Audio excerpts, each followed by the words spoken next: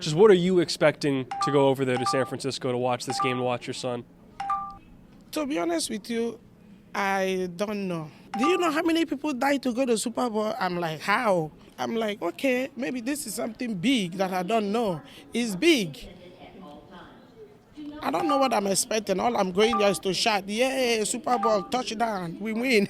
And they're celebrating this massive, monumental win, a top 10 win, maybe the biggest win in Shane Beamer's coaching career here in South Carolina. Everyone was asked their favorite superheroes. You said Scooby-Doo. Sure. I didn't realize Scooby-Doo was a superhero. Can you kind of explain his superhero lore? I mean, well, first off, he's a dog, right? And he can talk. Fair enough, okay. Coming off a primetime loss in the cold and the rain, facing the NFL's hottest team, this Panthers squad did not waver. Got that pick, you're getting turnovers all over the place. What is this team capable of now that you're in the playoff? We're the most, we still ain't playing our best ball. We played our best half today. Who do you want to win this week? Keegan Bradley. Why? Because I'm friends with his son. Oh, that's cool. How about you? I'm his son. Does that make it easier or harder to go out there and do your job when you know the fan base is going to be on you? I think it's easier, because you know that they support you. They've been waiting. Some people been waiting their whole life. You can start to see this snow swirling. We'll see what it looks like tomorrow. Will it be a snow game? Hopefully. It's going to be fun either way. A source tells me Shane Beamer and the coaching staff are, quote, working diligently to get the right pieces around Sellers. They put on the Pop-Tarts Bowl. They also put on the Cheez-It Citrus Bowl. It's the same company putting it on, so we're going to, switch gears from delicious Pop-Tarts to some cheesy. To some cheesy. Yeah, it was a cheesy little transition there. Breezy Hall, an SEC champion yet again. How many is this now? This is number 3. Does it feel any sweeter, any different? It feels the same, I can't lie. This weekend, the Carolina Panthers welcome in one of the NFL's best teams, the Seattle Seahawks. But it's also a homecoming for one of the league's best young defensive players, Irmo, South Carolina product, Nick Emanwori. Last week, and it's blocked! Another special teams play, Nick Emanwori! The sky's the limit for him, man. He's only scratching the surface. Over time, I just know he'll transcend into maybe the best ever. Seattle Seahawks rookie safety Nick Emanwori is taking the league by storm. And Emanwori off the deflection from his chest with the interception. In the running for Defensive Rookie of the Year, Emanwori has racked up 50 tackles, 2.5 sacks, a blocked field goal, and an interception. But for those who raised Nick, none of this is a surprise. Nick is a child made in Sunday. Nick's mother, Justina, says she always knew Nick was special. The cat back don't touch the ground. That is Nicholas. He's such a strong man that he can fight 2-3 men one time. He's built like that. Nick's parents are Nigerian. They moved to Greensboro, North Carolina, where Nick was born, eventually ending up in Irmo, South Carolina. Nick, the youngest of 5 boys, learned the game of football from his closest brother in age, Okachi. We were kind of like the Teenage Mutant Ninja Turtles. I was Master Splinter, and he was, like Raphael. Okachi played Division I football at Wofford. And that's Emanwori again, playing some inspired defensive football. But new Nick, with his eventual 6'3", 220-pound build, was destined for bigger things. We used to play football on the street, barefoot, and we used to go at it. He used to get me sometimes, I used to get him sometimes, and, eventually he's going to surpass me. I knew it. I'm scared of football. He said, Mom, don't worry about that. Nick is good. South Carolina was Nick's only power conference offer, but the now 2-time All-American proved his worth as a Gamecock. So they keep winning and winning and winning. And I said, because my son is in that game, they will never lose a game. Because I know who is my son. And the same thing now goes to Seahawks. Last spring, his impressive physical traits wowed NFL scouts, shooting him up the draft boards. 4, 3, 8, and a round of applause. We set the bar pretty high for him. His goal was to be a first-round draft pick, run a 4.3, jump 40, and a lot of those things, he checked a lot of those boxes, and, everything came to fruition that we were wishing for.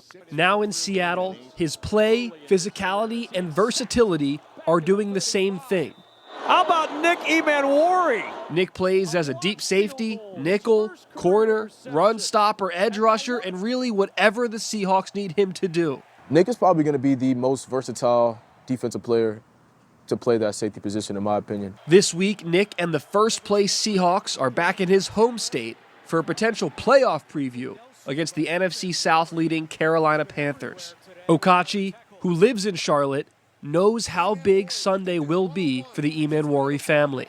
It's just going to be a surreal moment for him and for me too, because who would imagine, my little brother is ripping it on the field and, playing for one of the best teams in the NFC right now. So their mom, Justina, will not be able to make it back from Nigeria for this game, but says when, not if, but when the Seahawks make it to the Super Bowl, you'll know where to find her. I might be far away from you, but I'm there with you. In spirit, you keep doing what you're doing. Emanwari can expect a lot of his friends and family here for what should still be a very important game for the playoff race for both the Panthers and the Seahawks. This one kicks off at 1 p.m. on Sunday. Outside of Bank of America Stadium, Noah Chast, ABC Columbia Sports.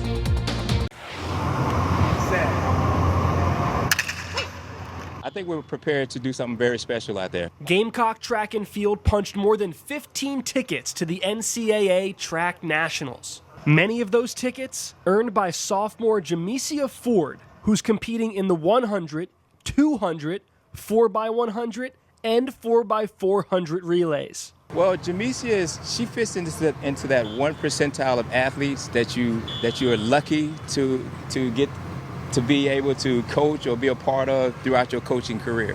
At the SEC Championship meet, Ford won in all 4 events. SEC, that's the hardest conference in college, so I feel like just going into nationals and all the conferences all together, and it's all fast race, so I would say that I'm prepared and I know what's coming for me. So her goal for nationals? Get all first place in all my events again, and I think I will be the first person to do that. Ford is quickly becoming a household name in collegiate track and field, but she's getting used to the distractions of big-time events. I don't try to let that affect me because it is a great feeling just to be in that stadium and seeing all the, all the fans, the track fans and stuff. I try not to let it get to me because, I get kind of overwhelmed with all the celebration and stuff. Like, I have to remember, stay calm, keep going, and yeah. Ford says their record-setting relay teams have come a long way. I feel like we're more prepared. We are 10 times better than we was 100 times better than we was last year. And we was such a young team last year, so now we're getting more experience every time we do run the races. So we're just ready. Coach Tim Hall says Ford and the whole Gamecock team have been training for this moment all year. She's ready. They're ready for the task. We started that process in August, so we're ready. Ultimately, Ford and the Gamecocks have just one focus: winning. It would mean a lot to me just seeing all the hard work that I put in. Even from last year at the Olympic trial, it was like, I feel like I deserve it. I'm looking forward to having fun with my teammates and holding up a trophy like this. Yes. Looking to hoist some trophies, get some hardware. Ford and the Gamecocks take off for Oregon this weekend. The national meet starts on Wednesday at Hayward Field. And I saw in that Celebrity All-Star game, you could still swing the bat, still one of the prettiest swings in the game. Could you hop in right now this home run derby and do some damage? Oh, man, right now the damage is in my lower half, man. I need an ice bucket. These UConn Huskies have been the hottest team in college basketball over the past couple months. Since their loss to Tennessee in early February, they've beaten everyone they've played by an average of more than 20 points, and that's including their game against South Carolina. We're sitting down here, we're watching this game, and I'm thinking, oh my God, they're going to blow it. They're going to let them take the lead or tie it, which they did, but then they stormed down the field, they got into field goal position, and Nolan Hooser making it count. Just a tremendous performance by the Clemson Tigers. South Carolina was this close to an upset over the number 4 team in the country, but ultimately a costly fumble by Lenora Sellers, who otherwise played great, was the difference in this game. What do you think is your strength? Getting to the quarterback, stopping the run, closing the edge. What do you think you do best? In my opinion, I do it all best. You know what I'm saying? There's nothing I can't do.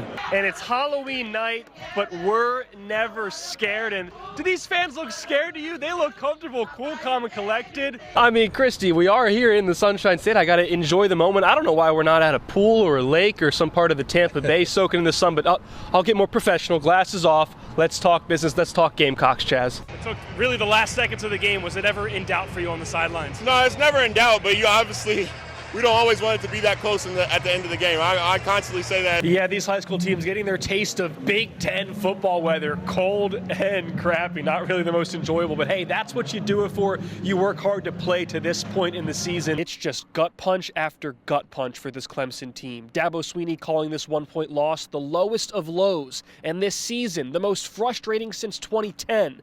Where they lost 7 games. So my first final thought is that we don't know what we're talking about because we both predicted South Carolina to win this one. So we did. We don't know, but I think that's the thing with this Palmetto Bowl is no one really knows, right? Winston Gandy will have the opportunity to enjoy seeing that banner and celebrating the moments from last year's successful season, which included a trip to the Final Four, an SEC regular season title, and an SEC championship title. And Dawn Staley joking that she hopes that Winston will come over and join them, but once that celebration's over, he's the enemy on the other side of the court. Beamer ball, Beamer ball, Beamer ball. On a day with so much focus around Frank and Shane Beamer, Virginia Tech and South Carolina, of course the game is decided or the momentum is swung off a special teams play. And this win of 30 points or more, their first time doing that since beating the Atlanta Falcons back in the 2014-15 season. I would say probably neither. I mean, from the Superman aspect, I'm still encouraged by those because he just makes plays that really no other quarterbacks can make. Live from New York, it's